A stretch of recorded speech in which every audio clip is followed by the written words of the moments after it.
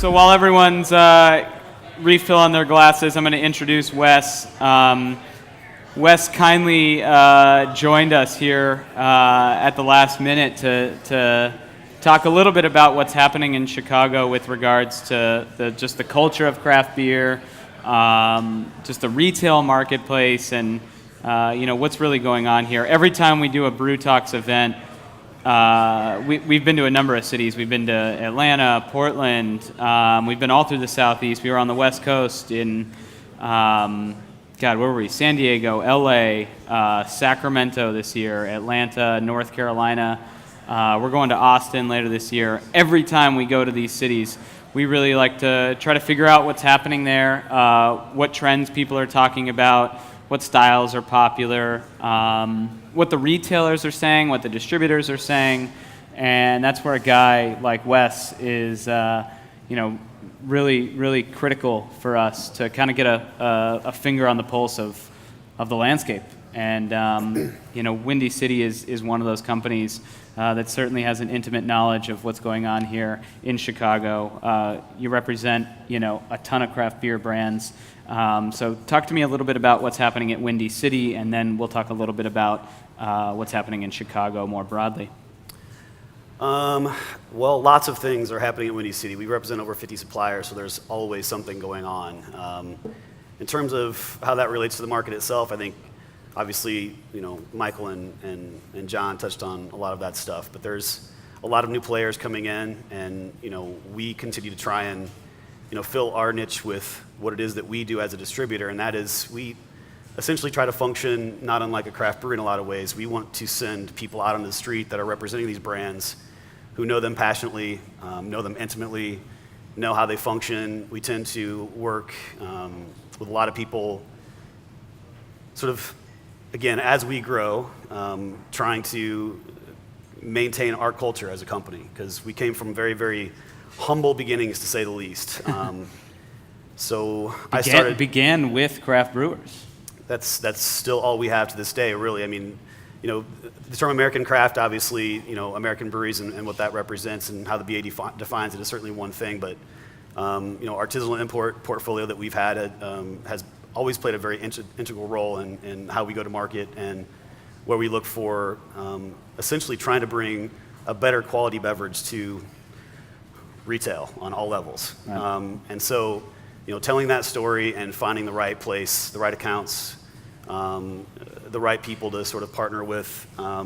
We've been very fortunate. I came from a marketing background for about 7 years, and then I got laid off along with a lot of other people in 2003, thank God. And I got lucky enough, I had known Michael Roper for about 8 years at that point at the Hop Leaf, and I went to work there for a couple of years, and then I met everybody. Everybody doing anything involved remotely in anything of a quality beer came through the door at the Hop Leaf. And so that was kind of the turning point, but how that translated into, how Windy City developed as a company and our sort of strategy for going to market is that, I came from a music background, a bit of an art background, you could say, and, a lot of my friends around that community, anybody who gives away their art, at the end, it means nothing to either party at the end. So for us, it was about really making sure that the brands we represented had a value not only to us, but to the people that were selling those brands. And therefore, you hope that translates down to the consumer. Your passion somehow virally working its way through the process. Are retailers picking up on that? Absolutely, they have over the years. I think, as things have developed and changed in Chicago, there's a lot more access to retail. And I think that's the key element for everybody involved in this community is that, if we all go knock on the same door every day and that same account is getting all the attention, instead of you going to that account down the street that doesn't know or understand what's going on with it yet, then we're all kind of missing the boat. So if you're not trying to develop retail on all levels, how is it going to continue to grow? Right. So that being said, are there specific channels or specific retailers that, in the last few years have really started developing their craft sets and taking more of an interest in the space? Absolutely. Between 3 and 5 years ago, we were getting calls from accounts that I couldn't believe they were contacting us to look for some of the beers that we had. And one thing we found is that within the on-premise side of the industry, in that channel, bars and restaurants, it tends to be fairly incestuous. And so you do staff trainings or beer dinners or promotions at those particular places, and that bartender that was there that got really intrigued or excited somehow by what it was that you were doing or the brewery was doing, or the beers themselves or the story behind the brewery or any myriad of reasons why someone connects with a brand or a brewery, they go on to another bar or another restaurant, and you find yourself sort of seeing it spread within that community in a great deal. Also, that industry is fairly tight-knit. A lot of people that work at this craft bar would go hang out at another craft bar. One of the people that works at Windy City is Chad Wolf, and he was kind of the map room guy, and I was kind of the hop leaf guy or whatever. And so, those guys would come in and drink at the hop leaf, and we'd go down and drink at the map room. I mean, this is 10, 12, 15 years ago, but it was always something that was very true. There was a much smaller community then, and I think as the community has gotten larger, you still see all of those guys sort of functioning in a way that, they want to go see what that other bar is doing, and there's a solidarity to it in some ways, not unlike with craft brewers brewing beers together and doing events together and promos together and kind of keeping up on what everybody's doing to keep it fresh and new and understanding the market. You can't, I don't think necessarily have a perspective on yourself unless you understand what others are doing around you at the same time. Right. Well, the on-premise environment is one thing. The off-premise is something totally different. And, I think there's a lot of different channels within off-premise that, nationally you're starting to see develop their craft sets, whether it's grocery or convenience. Is there one in particular here in Chicago that you're really starting to see take hold of craft beer and kind of run with it? In terms of maybe they hadn't done so as much so in the past, or? Yeah, I mean, even, obviously sure. Craft beer has been growing, over the last, 5-10 years, double digits, but in certain markets, it's really growing in grocery or it's really growing in convenience. And that's definitely happening here. Dominic's closing down, had a pretty broad impact on the market in a variety of ways. When you think of the larger chain retailer, they're much more mandated in their sets. They have SKUs that they sort of choose to be on the shelf, and they sort of have to be there. There's not a great deal of autonomy, at least under the current system. Like you look at a Jewel-Osco, for example. That's an area that has been growing dramatically for craft, and a lot of that has to do with the fact people talk about Chicago as having lagged a little bit behind the trend for a while until you get to about 5 or 10 years ago, and there are a lot of factors that played a role in that. But with Dominic's closing down came a different opportunity, and the Roundy's guys coming out of Wisconsin, Mariano's here in town, you might see a completely different opportunity to just as a consumer to have a wider selection of opportunities to purchase different items in that kind of a setup. So, they function in a way where they might have, let's just say for the sake of argument, they have 200 SKUs that are approved, but the individual buyer has the autonomy to kind of make his decision or her decision as to what they want on the shelf, what they want in the cold box, what can be displayed in the cheese department or the meat department or whatever else, to find some cross-promotional opportunities with your programming in those stores. So that entire environment of the chain retail has really developed massively in the last 2 to 3 years, really. Wow. In a very big way. Is that due to just the influx of new craft breweries here in town? Is it, more just a national thing? There's so much growth nationally that they're trying to keep up. What's really driving that shift? I think it's a number of things. It's not like craft beer wasn't in those places before. I think it just has a different presence in those stores. Part of that really has become the consumer's demand for it. And people talk about craft beer a lot of times in a vacuum, and I don't necessarily see it that way. When you think about the slow food movement or artisan cheese or sustainable meat production, I mean, all of that stuff has been evolving really not necessarily side by side, but somewhat together conceptually over the last 15 or 20 years in a much, much bigger way, to the point where you have so much access to sustainably raised meat and organic produce and all of that, as well as craft beer and a better quality beer. And our hope as a company is that when we make decisions about suppliers that we do business with, it's not just that we're symbiotic, as you know, which was one of the big reasons when we had the opportunity to partner with Lagunitas back in 2006. It was huge for us in a lot of ways, but there were probably 4 or 5 on-premise accounts that I had, because I covered Evanston to I-80 and everything from the lake out to Harlem at that time by myself on-premise, and there were probably 4 buyers at on-premise that had even heard of them at that time.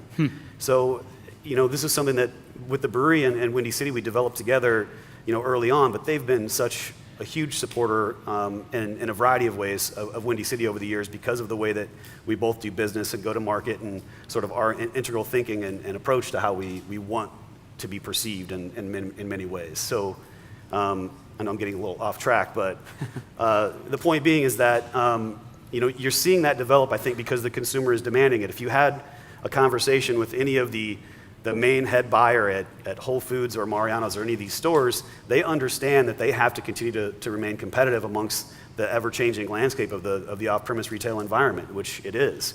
And you know, when you can now go to your Osco and you can get a really, really great selection of craft beers, it keeps everybody else on their toes, and I think it's great for the entire landscape that continues to happen. It makes breweries stay on their toes, and again, as these guys talked about, you know, you have to be malleable, you have to be able to move, and that's part of what the craft beer world has been very successful at, is being able to say, you know what, I like this beer, I like this whatever it is thing, bicycles, and they can go out and execute that in a very, very, you know, rapid way.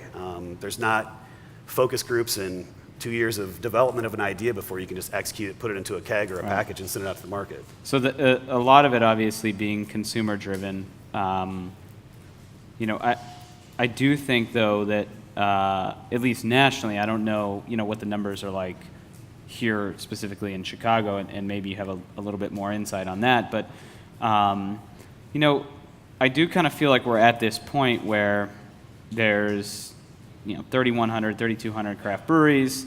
Depending upon who you ask and their definition, you know, the share is somewhere around 8 to 10% of total beer for craft. But, you know, the Brewers Association has some lofty goals for where they'd like to see the entire category grow in the next, you know, 5-6 years. What's it going to take to get there from your perspective, if only on a regional basis here in Chicago? A lot of things. It's hard to even think of where to begin, because again, when you talk about opportunities at retail, those continue to develop on a daily basis. You know, where there's opportunity at retail really defines any element of it getting to the point where the BA you know, sees it happening.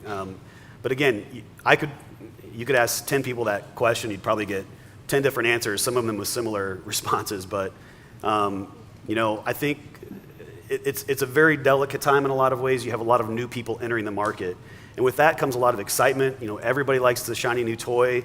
You know, everybody wants to give the new thing a try, and it's always very exciting. I mean, otherwise pop music and fashion would not have survived. But with that comes these new breweries. I think with them comes a pretty great responsibility, because a lot of people have spent 20, 25, 30 years building something out of nothing, really, out of absolutely nothing. I mean, until November 1978, only Fritz Maytag had the funds to be able to afford to, you know, do what he wanted with his brewery. And when the home brewing ban was repealed, that's kind of how we got here. So it's been a very, very rapid ascent. And to be not only respected worldwide at this point, but to be changing markets overseas is amazing to see. Thought of as a leader, even. Absolutely. So I think that is sort of the key that has to continue to happen.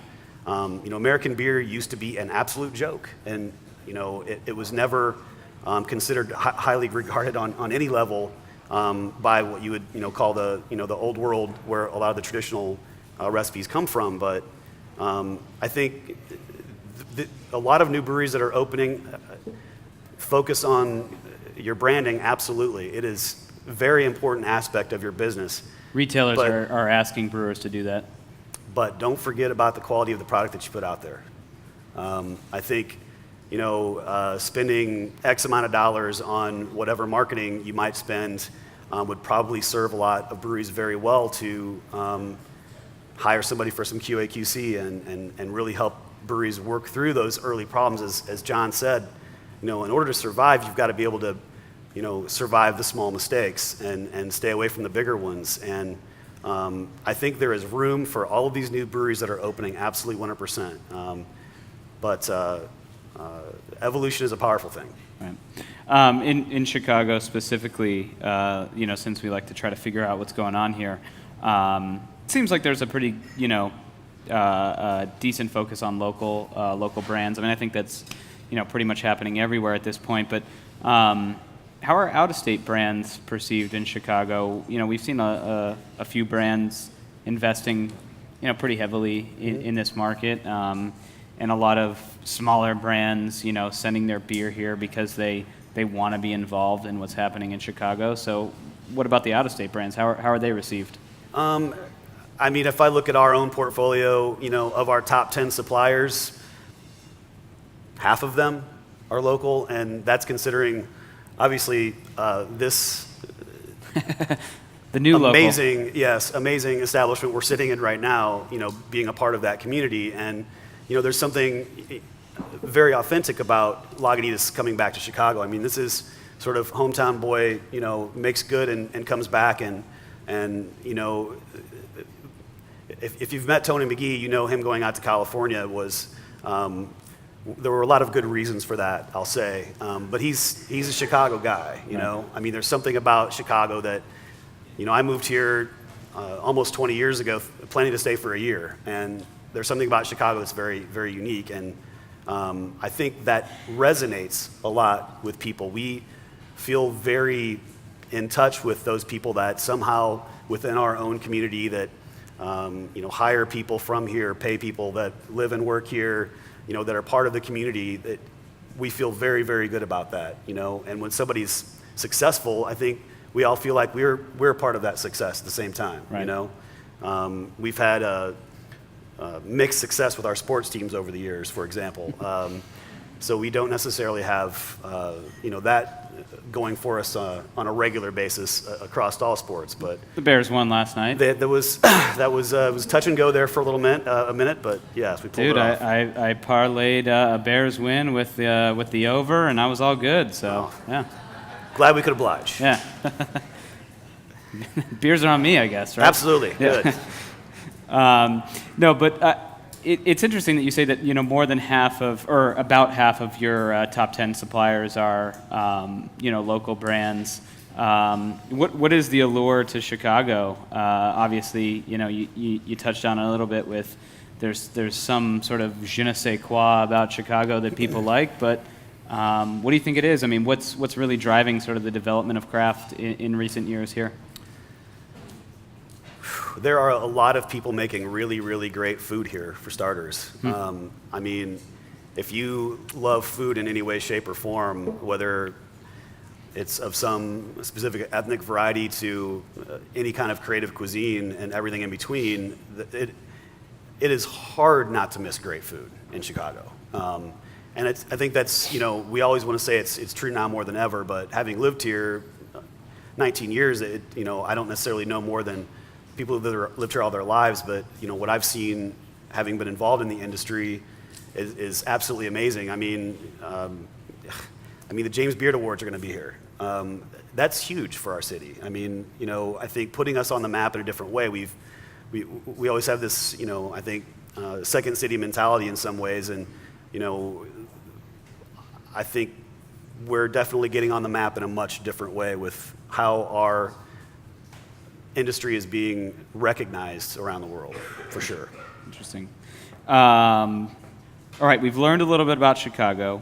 We've learned a little bit about what's happening at Windy City.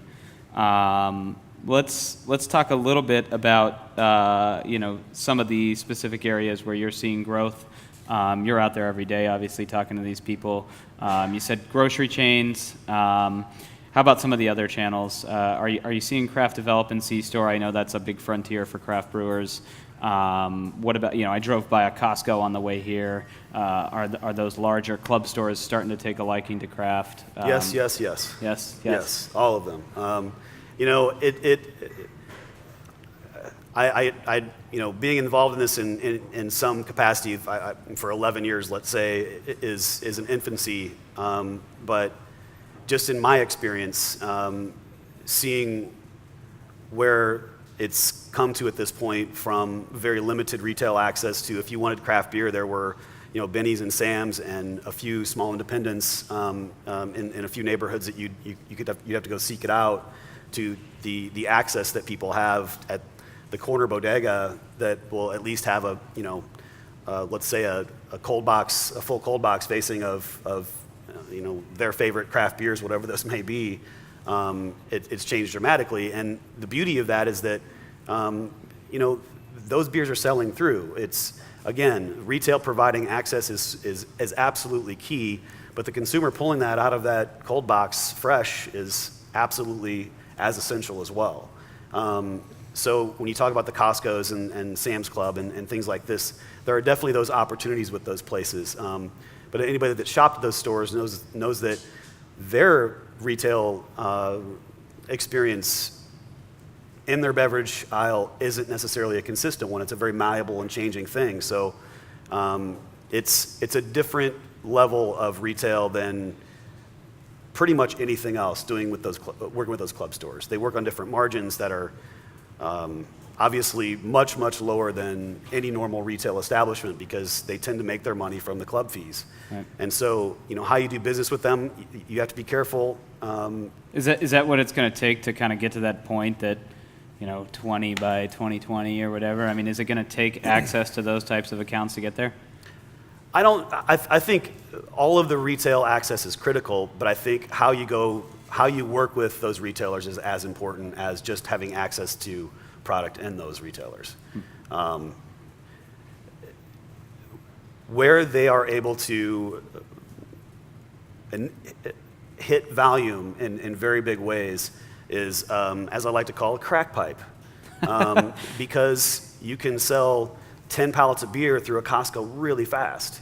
But the problem is that particular channel for that brewery probably is not going to be there for a year straight or right. 2 years straight. Can you sell it twice? Can you maintain that velocity and that volume with those retailers? So they're literally right now looking at how they sort of enter the beverage world, with craft spirits and wine, better wine and craft beer. And I think they're finding their way how to do business with us as craft distributors and craft breweries, and we're kind of doing the same. Interesting. Well, big round of applause for Wes. He's going to be around all night. I don't know how many of you folks here tonight do business with Wes, but I don't know, maybe pick his brain and ask him to sell more of your beer, or get you into Costco or something, get you in that crack pipe. Absolutely, I guess. crack pipe mode.